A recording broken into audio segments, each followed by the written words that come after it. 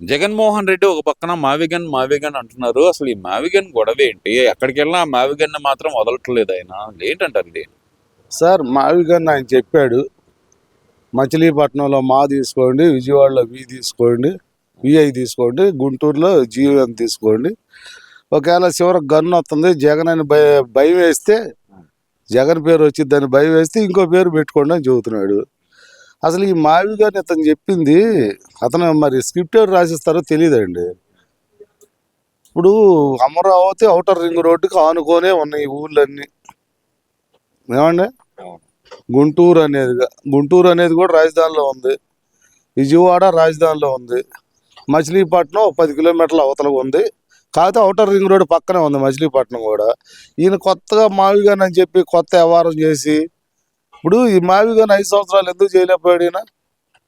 ఏ sir, 3 రాజధానులని ఒక పాట, వంది మావదులేమో జై 3 రాజధానులు, వైజాగ్ అని ఒక మాట, అసలు వైజాగే రాజధాని అని, జై వైజాగ్, ఇప్పుడు జై మావిగన్. ఏమన్నా సిగ్గు శరం సీము నెత్తులు ఉందండి వైసీపీ నాయకులకి? కొద్దిగా ఇసుమంతైనా. ఇప్పుడు 34,000 ఎకరాలు రూపాయి ఖర్చు లేకుండా తీసుకుంటూ దానికి లక్షల కోట్లు ఖర్చు పెడుతున్నాడు. అది ఇది అని చెప్పి ఇది పుకారు. నువ్వు తెచ్చిన లక్షల కోట్లు అక్కా చెల్లెలో పంచిచ్చాను. ఏ అక్కా చెల్లెలో పంచిచ్చావు? ఒకటండి, ఇప్పుడు ప్రతి పిల్లోడికి 15,000 ఇస్తున్నారు చంద్రబాబు నాయుడు. ఇంట్లో 4 ఉంటే 4కి, 5 ఉంటే 5కి ఇస్తున్నాడు. మరి అప్పుడైనా అప్పు ఎంత, ఇప్పుడు అవుతున్న అప్పు ఎంత?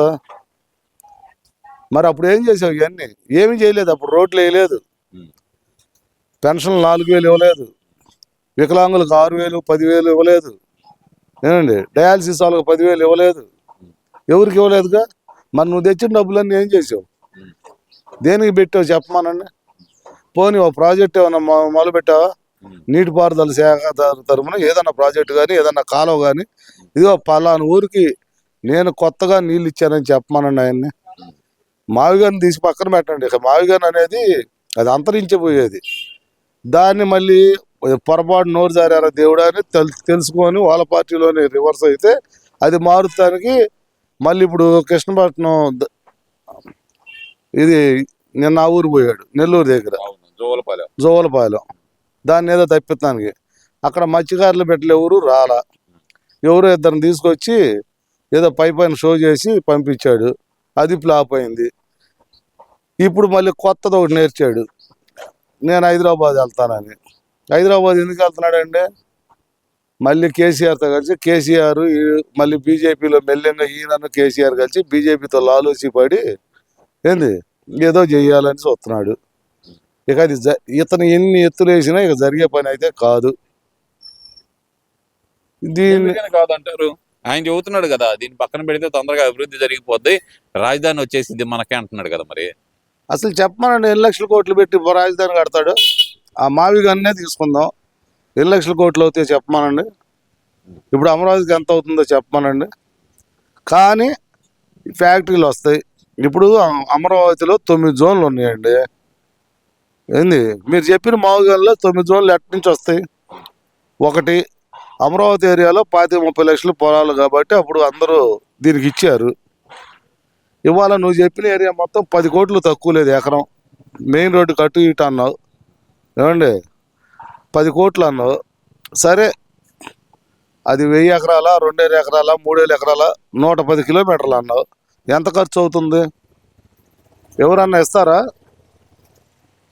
కూలింగ్ ఇస్తారా? నువ్వు ఇవన్నీ కాదండి, మావిగన్ తీసి పక్కన పెడితే ఏంది బెంగళూరు నుంచి హైదరాబాద్ షిఫ్ట్ అవుతున్నారంట జగన్మోహన్ రెడ్డి గారు. ఏంటంటారు అసలు ఆ కథ? అదే సార్, ఇప్పుడు చోట్ల ఇప్పుడు బెంగళూరు అనుకో, బెంగళూరు పారిపోతున్నాడు అంటున్నారు. హైదరాబాద్ పోలేదు అనుకోండి. ఇప్పుడు బెంగళూరు బిల్డింగు నాకు తెలిసి వాళ్ళ చెల్లెల పేరు మీద ఉందండి. అది ఎకలాంగ బాక్స్, దాన్ని ఏదో చెయ్యాలని చూస్తున్నాడు. ఇప్పుడు హైదరాబాద్ వస్తే ఏంటంటే కేసీఆర్తో ఆలోచి పడవచ్చు. ఏంది కేసీఆర్తో కుదరకపోతే రేవంత్ రెడ్డి ఎట్టు దగ్గర రానివ్వండి. ఇప్పుడు ఈయన ఒక ఆయన కొత్తగా దించాడుగా, బోడే రామచంద్ర యాదవ్ గారిని. పాపం ఆయనకి ఏం కావాలో ఆయనకే తెలియదు. బోడే రామచంద్ర గారికి బీసీలకు ఏం కావాలో ఆయనకు తెలియదు. ఆయన ఏదో ఆమరణ నిరాదీక్ష అన్నాడు. 3 రోజులు పాపం ఓపిక అయిపోయింది, వెళ్ళిపోయాడు. ఆయన ఏదో ఇంకొక పొట్టి శ్రీరాములు అవుదాం అనుకున్నాడు, ఇంకోటి అనుకున్నాడు. సరే బోడే రామచంద్ర యాదవ్ గారికి మీ తరపున మేము ఒకటే ఛాలెంజ్ చేస్తున్నాం. 100 కోట్ల ఆస్తి ఉంది నీకు. రాజధానిలో చంద్రబాబు గారితో మాట్లాడి ఒక 100 ఎకరాలు తీసుకొని ఒక ఫ్యాక్టరీ పెట్టి అచ్చంగా బీసీలకు ఉద్యోగాలు, మంచి సజెషన్, బీసీలకి ఉద్యోగాలు మంచి సజెషన్. నువ్వు ఓసీలకి ఇవ్వద్దు, ఇంకెవడికి ఇవ్వద్దు, బీసీలకే ఉద్యోగాలు ఇచ్చి వాళ్ళు కాపాడు. నీ సొమ్ము మాత్రం పెట్లో ఉండాలా. ఎవరో కష్టపడి ఇచ్చి రైతుల పొలాలన్నీ తీసుకొచ్చి 1000 ఎకరాలు బీసీలకి ఇవ్వాలా? ఏ బీసీలకి ఇవ్వాలా? నీకు ఇవ్వాలా లేకపోతే నీకు అప్పచెప్పాలా? ఇప్పుడు బీసీ కమిషన్ పెట్టమని, బీసీ కమిషన్ లేదని చెప్పమానండి. ఇంతనే జగన్మోహన్ రెడ్డి టైంలో ఎంతమంది బీసీలని నిర్దాక్షిణ్యంగా సాగుకొట్టారండి. ఆ రోజు ఏమైపోయాడు బోడే రామచంద్ర యాదవ్.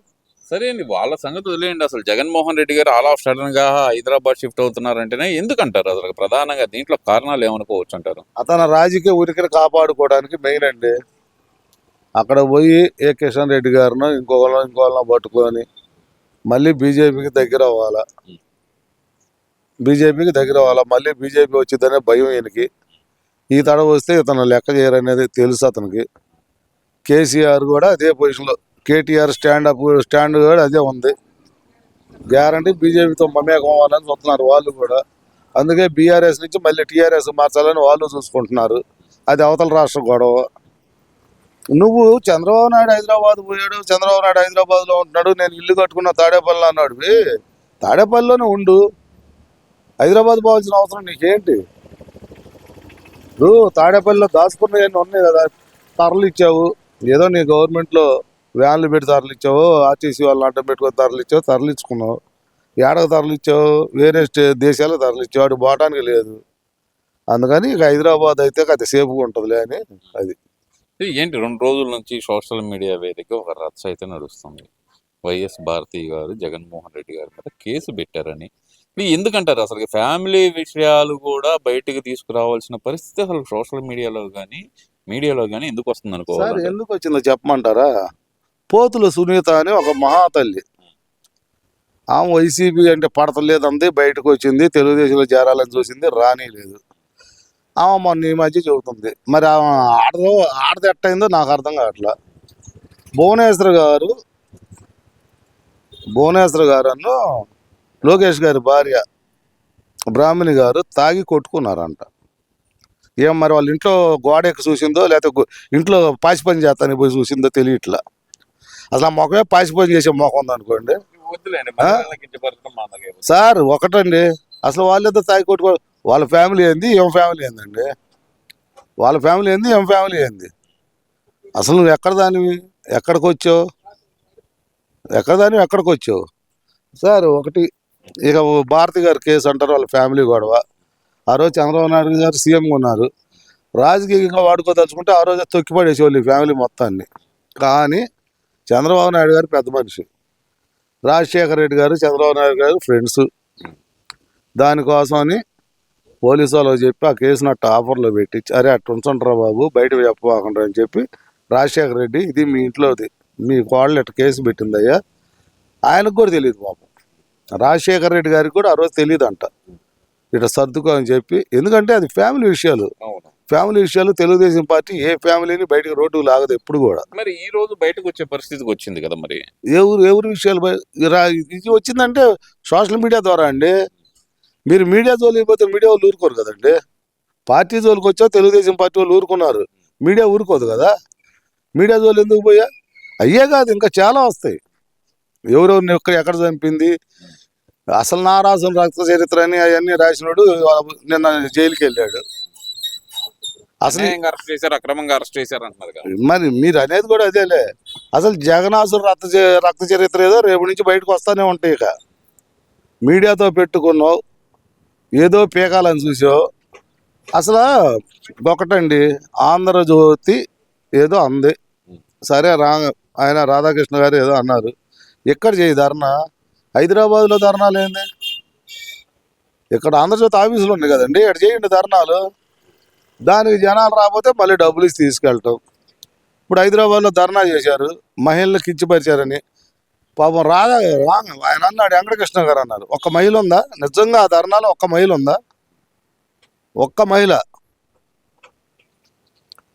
ఎర్రగొండపాలెం ఎమ్మెల్యేకి హైదరాబాద్లో పని ఏందండి? ఆయన ఉండేది అక్కడే అండి, ఆ? ఆయన ఉండేది అక్కడే. ఎర్రగొండపాలెంలో గెలిచి హైదరాబాద్లో ఏం పీకుతున్నాడు ఈయన? ఎర్రగొండపాలెంలో గెలిచి వీరెట్టు అసెంబ్లీకి రారు, అసెంబ్లీలో మాట్లాడలేరు, పక్క రాష్ట్రాల్లో పోయి ఏం పీకుదామని. అదేమంటే ఈ అమ్మడి రాంబాబు గారు ఒక ఆయన, ఈయన అసలు మరి సిగ్గుండి మాట్లాడతాడో సిగ్గు లేక మాట్లాడతాడో తెలియట్లా. నన్నేం పీకలేరు, పీక తలుచుకుంటే ఎంతసేపు అండి? ఎవడైనా ఎంతసేపు పట్టదు. మీరు ఎంత యాగి చేస్తారో కూటమికి అంత ప్లస్ అయింది, అది మీరు తెలుసుకోలేకపోతున్నారు. Thank you.